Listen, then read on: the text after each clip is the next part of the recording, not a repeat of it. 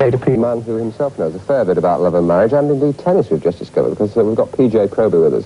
And he's here because many of the best-known names of 60s pop music line up tomorrow for the first music festival of legends to be staged in Britain. Among them the swinging Blue Jeans, Billy J. Kramer, Helen Shapiro, and of course the man I just mentioned, PJ Proby, who was really out of the headlines in years past, and not just because of his records. Good morning to you. How are you? Did you say out of the headlines? I said rarely out. Oh, rarely out of the headlines. I missed the first one. I was galloping through it because we're having to press on this morning. Anyway, how are you?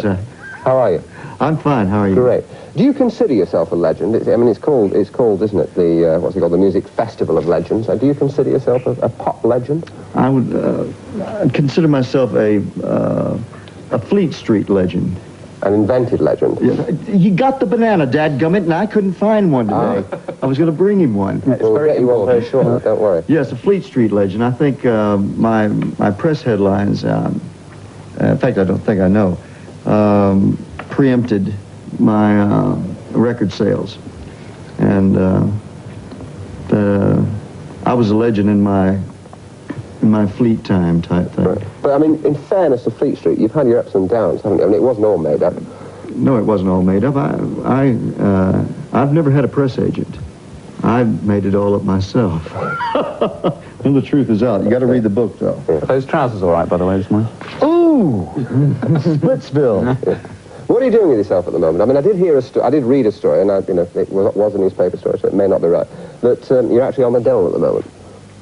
No, they won't allow me on the dole. Really? Because... No, but DHSS is pretty near it. Yes, so you get some state help. Yes, yeah. It's about the only country you can get it in, to tell you the truth. Right. But you're continuing to do the odd gig, because obviously like this one tomorrow. Yes, it's a guest appearance at Saturday. Yeah.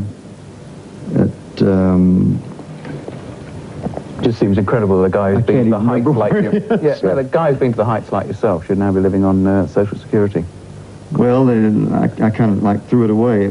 I didn't throw it away. You'll have to read the book. You're working on that at the moment, aren't you? Yes, that's exactly what I'm doing. I would like to talk to you a little bit more about this. It's a fascinating story. I mean, your life is a fascinating story, whether it's a bit of it is myth and legend or not. I mean, this will be total truth. Right. Well, there's so many out that is myth. We'll try to get a little bit more of it as we press on, but right now we're going to. Proby has agreed to sing for us live. So in place of the usual pop video, at this time, here's the lad himself with his own version of Hurt.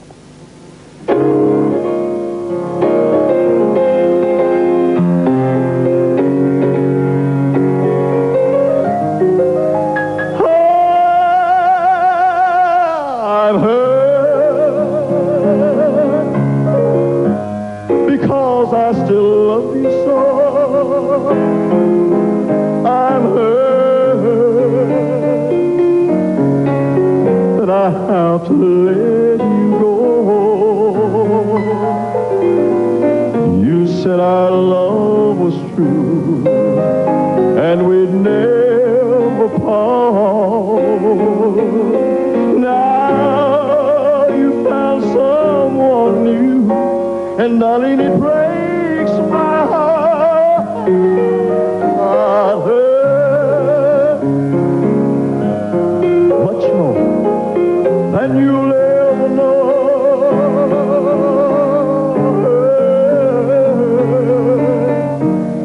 because I still love you so. And darling, even though you hurt me like nobody else could do, I would never, ever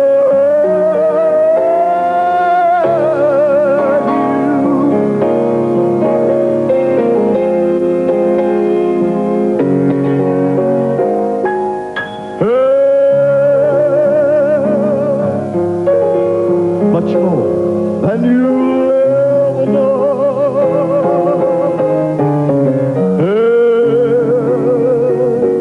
Because I still love you so. And even though I've hurt me like nobody else could do, I will never,